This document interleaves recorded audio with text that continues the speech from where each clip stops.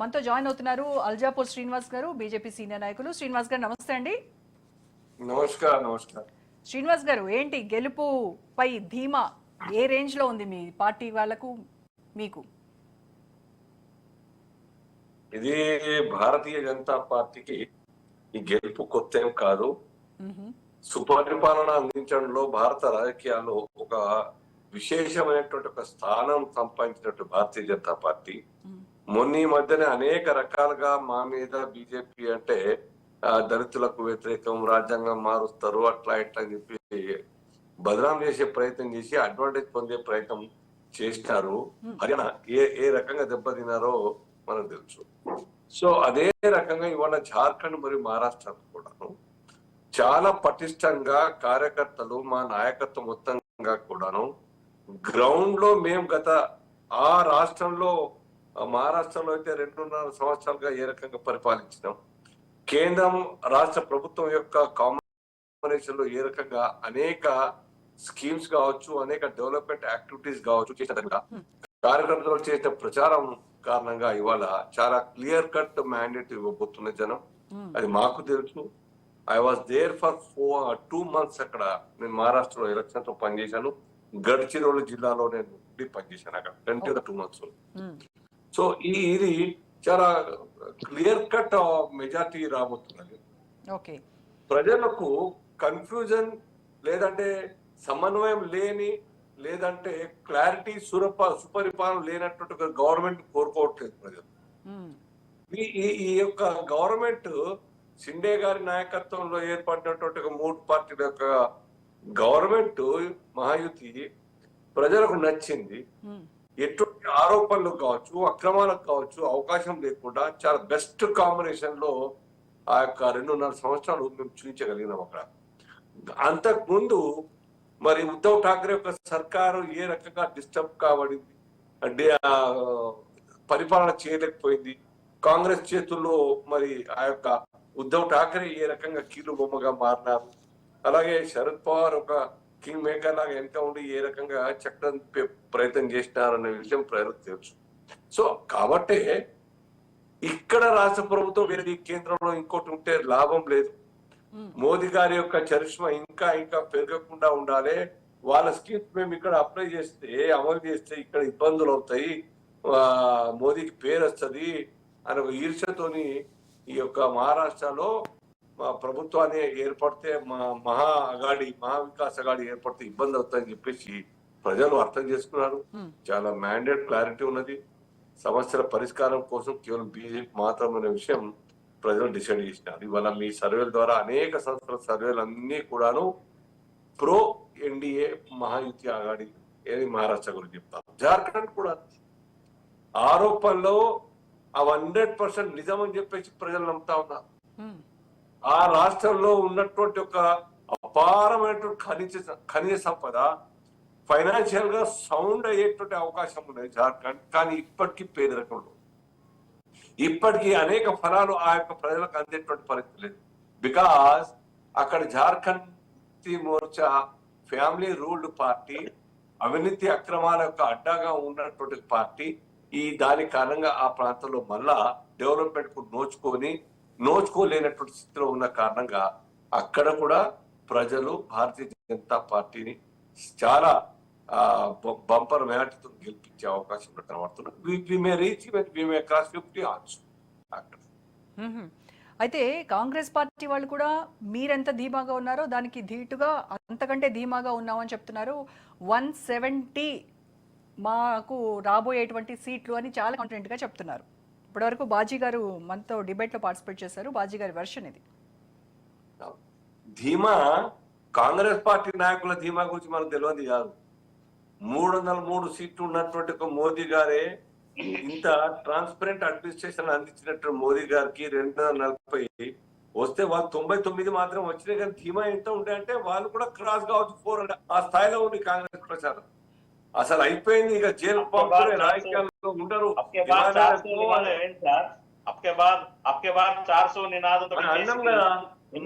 Congress party ఏం సాధించింది?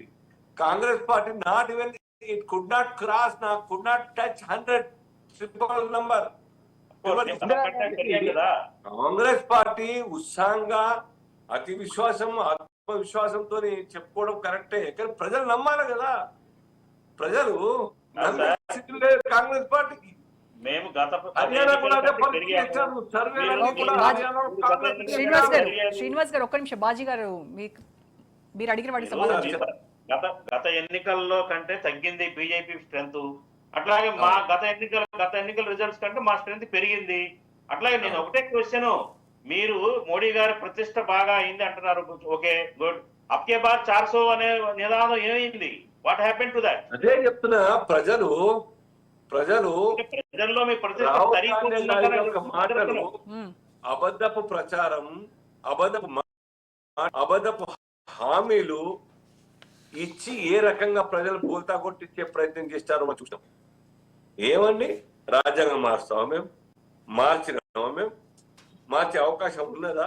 కాంగ్రెస్ లాగా ఎమర్జెన్సీ 42nd అమెండ్మెంట్ తీసుకొచ్చామా మేమేమన్నా?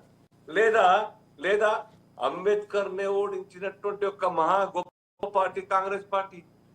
అంబేద్కర్ గారు రాజ్యాంగ నిర్మాత, వారికి అవకాశం ఇవ్వలేదు. మేము పోటీ చేయం, మీకెందుకు, మీరే పోటీ చేయండి, మీకు యునానిమస్ ఇస్తాం, లేదంటే మేము క్యాండిడేట్ పెట్టాం, మీకు సపోర్ట్ చేస్తాం చెప్పేటువంటి ఒక కనీసమైనటువంటి ఒక కృతజ్ఞత లేనటువంటి పార్టీ కాంగ్రెస్ పార్టీ. అంబేద్కర్ పట్ల మీరు మమ్మల్ని రిజర్వేషన్ తీసేస్తున్న బద్దాన్ని చేసినారు. అరే రాష్ట్రపతిని చేసింది మేము, దళితులు గిరిజన మహిళను మేము, ఆదివాసీ బిడ్డను రాష్ట్రపతి చేసింది మేము, మైనార్టీ సోదరుడు అబ్దుల్ కలాం రాష్ట్రపతి చేసింది మేము. మీరేం చేస్తారండి? కుటుంబం భయం చేసుకుంటారు కాంగ్రెస్ పార్టీలో. కాబట్టి కాంగ్రెస్ పార్టీ మాటల్ని, రాహుల్ గాంధీ గారి మాటల్ని ₹1,00,000 కోసం పాపం నమ్మే ప్రయత్నం చేశారు. సమీక్ష సక్సెస్ అయినా దాంట్లో సందేహం లేదు. ₹1,00,000 జూన్ 8 నాడు వచ్చి తీసుకెళ్ళాలని చెప్పినారు. జూన్ 8 మా ఆఫీస్కి రండి అని చెప్పినారు.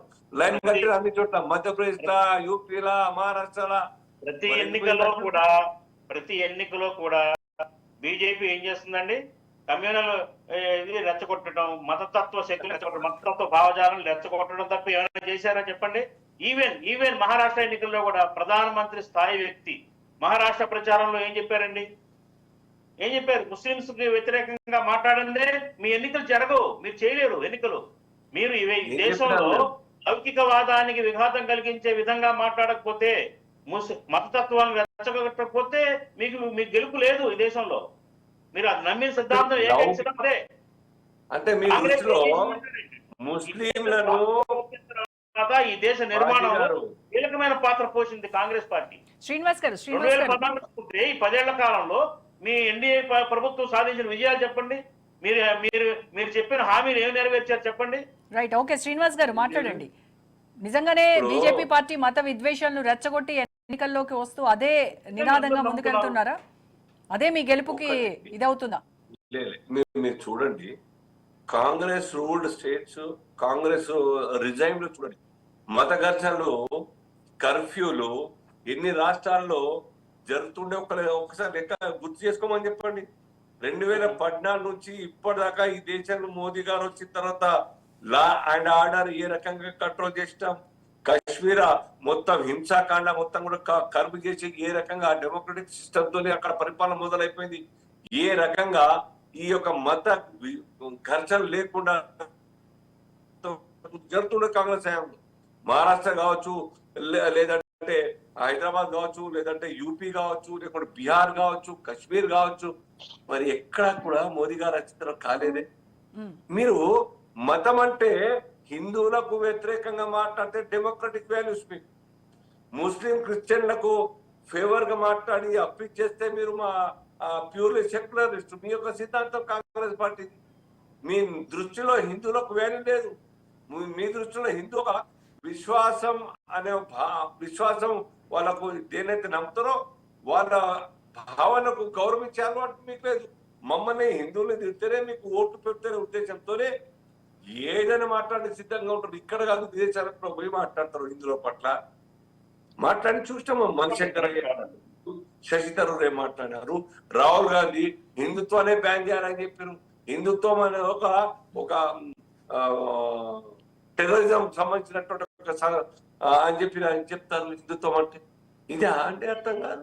మీ అదే పార్టీ చూడండి, డిఎంకే ఎట్లా మాట్లాడినారు, కళానిధి మారన్ కావచ్చు, ఇంకా శ్రీనివాస్ గారు అయితే కావచ్చు. మీరు ప్రజా సంక్షేమం కోసం ప్రజల కోసం పనిచేసేటువంటి పార్టీ కదా, మరి గత ఎన్నికల్లో ఇచ్చినటువంటి హామీలు ఏ మేరకు నెరవేర్చారు? ఇప్పుడు ప్రజెంట్ మాత్రం బోల్డ్ అని ఫ్రీబీస్ అంతా ఆఫర్ చేశారు ప్రజలకు. గతంలో ఇచ్చిన హామీల పరిస్థితి ఏంటి? మేము ఎప్పుడు దేశం విడిపోయిన బ్లాక్ మనీ, దేశం పోయిన విడిచెల్లిన వాళ్ళని పట్టుకొస్తామని చెప్పారు, ఏం చేశారు? బ్లాక్ మనీ వస్తుందన్నారు, ఏం చేశారు? 20 లక్షల ఉద్యోగాలు శ్రీనివాస్ గారు ఇంకొక కల్పిస్తారు. విషయం ఏంటంటే మరాఠాలను ఓబీసీలో చేర్చుతామని చెప్పారు. దానిలో మీరు ఫెయిల్ అయ్యారా కదా? యాడ్ చేసింది వాస్తవమే, ఓబీసీలకు ఇచ్చింది వాస్తవమే, అక్కడ కోర్టులో ఉంది, సుప్రీం కోర్టులో ఉంది, సమీక్షని అమలు చేసింది వాస్తవమే.